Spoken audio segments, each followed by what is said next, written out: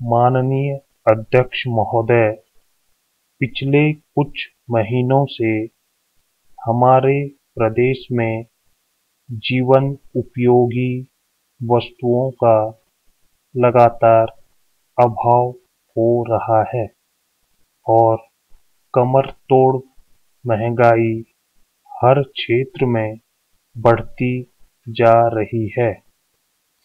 वैसे तो इस देश में स्वतंत्रता आने के बाद कांग्रेस ने जब से सरकार संभाली है, तब से लगातार गरीबी और महंगाई इस देश में बढ़ती जा रही है। परंतु जितने जोर शोर से बहुमत दल गरीबी हटाने और महंगाई समाप्त करने की घोषणा करता जा रहा है, उतनी ही तीव्रता से दोनों अभिशाप प्रदेश में और सारे देश में बढ़ते जा रहे हैं। आप मोटे तौर पर देखेंगे कि जितनी महंगाई पिछले चुनाव से लेकर 1967 तक बढ़ी, उतनी 1967 से 1972 के बीच 5 वर्ष के काल में बढ़ गई है और जितनी इस बीच बढ़ी, उतनी महंगाई प्रधानमंत्री इंदिरा गांधी के गरीबी हटाने के नारा देने के बाद 1 साल में बढ़ गई।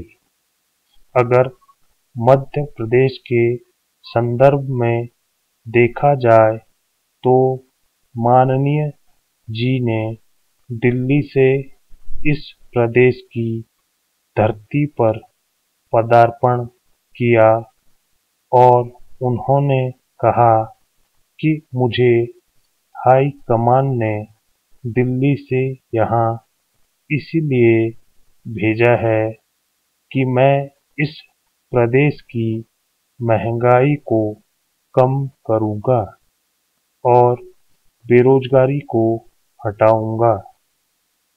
उस समय से आज तक जितनी महंगाई बढ़ी है, उतनी महंगाई पिछले 8 वर्षों में भी नहीं बढ़ी और इसलिए आज इस प्रदेश में रहने वाला हर एक नागरिक इस बात को समझने के लिए उत्सुक है कि इतनी तेजी से महंगाई बढ़ने का कारण क्या हो सकता है।